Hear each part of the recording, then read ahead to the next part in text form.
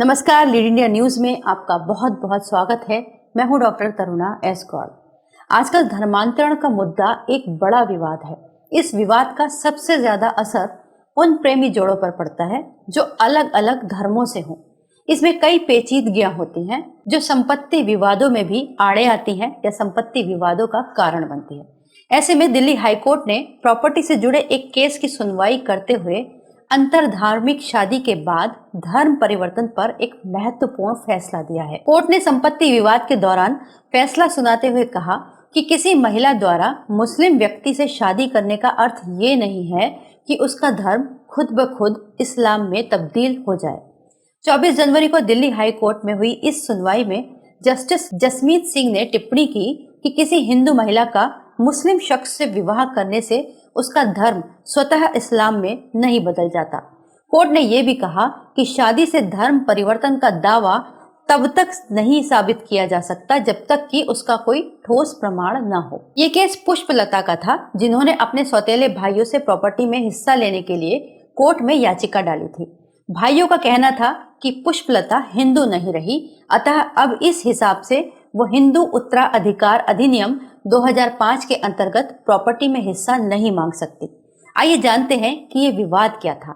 हिंदू उत्तराधिकार अधिनियम और अंतरधार्मिक शादी का इसमें क्या रोल था। याचिकाकर्ता पुष्पलता के पिता ने 2 शादियां की थी, जिसमें पहली पत्नी से उनकी 3 बेटियां थी और दूसरी पत्नी से उनके 2 बेटे थे।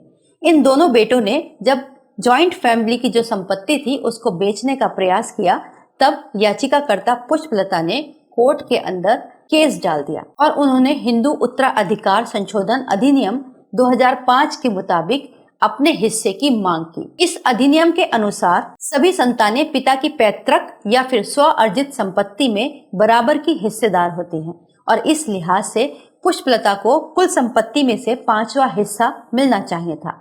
इसकी मांग को लेकर ही पुष्पलता ने ये केस किया था। इसी दौरान दिसंबर 2008 में पिता की मौत भी हो गई, लेकिन ये केस चलता रहा। बेटियों का कहना था कि उनके भाई उनकी बिना सहमति के जॉइंट प्रॉपर्टी नहीं बेच सकते, लेकिन इसमें याची के सौतेले भाई ने तर्क दिया था कि वो अब हिंदू नहीं रही, क्योंकि उन्होंने यूनाइटेड किंगडम में रहने के दौरान पाकिस्तानी मूल के एक मुस्लिम शख्स से शादी कर ली। इसीलिए हिंदू उत्तराधिकार संशोधन अधिनियम 2005 के तहत उनका इस संपत्ति में दावा गलत है। इस पर जस्टिस जसमीत सिंह ने ये अहम फैसला देते हुए कहा कि जब तक कोई ठोस प्रमाण इस संबंध में ना हो कि मुस्लिम व्यक्ति से शादी करने वाली महिला ने धर्म परिवर्तन कर लिया है, तब तक खुद ब खुद धर्म परिवर्तन नहीं माना जाएगा। तो इस तरह पुष्पलता हिंदू उत्तराधिकार संशोधन अधिनियम 2005 के तहत अपने पिता की जॉइंट प्रॉपर्टी में 5वें हिस्से की दावेदार मानी गई। आइए अब जानते हैं कि क्या कहता है ये हिंदू उत्तराधिकार संशोधन अधिनियम 2005। ये संशोधन हिंदू उत्तराधिकार अधिनियम 1956 में करके बनाया गया था और 5 सितंबर 2005 को राष्ट्रपति ने इस संशोधन को स्वीकृति दी और 9 सितंबर 2005 को ये पूरी तरीके से लागू हुआ। इस अधिनियम के जरिए हिंदू उत्तराधिकार अधिनियम 1856 में संपत्ति के अधिकारों में लैंगिक भेदभाव को खत्म किया गया। इस अधिनियम के तहत बेटियों को भी पिता की पैतृक और स्व अर्जित संपत्ति में बराबरी का अधिकार मिला।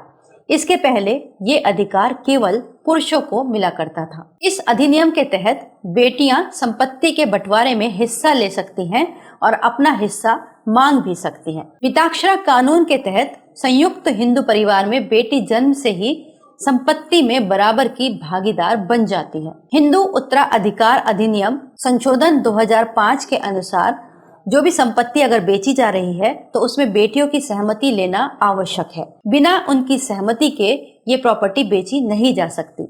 हालांकि भारत में अभी भी ऐसा है कि बेटियां ज्यादातर अपनी पैतृक संपत्ति में दावा नहीं करती, लेकिन अगर प्रॉपर्टी बेची जा रही है तो उनके साइन और उनका एनओसी यानी नो ऑब्जेक्शन सर्टिफिकेट जरूरी होता है। उसके बिना संपत्ति का बंटवारा या बेचा नहीं जा सकता। इस अधिनियम के आने के बाद से महिलाओं को पैतृक संपत्ति में कानूनी सुरक्षा मिली और महिलाओं के अधिकार सशक्त हुए। वीडियो को लाइक करें, हमारे चैनल को सब्सक्राइब करें। हमारे वीडियो सबसे पहले देखने के लिए बेल आइकन प्रेस करना ना भूलें।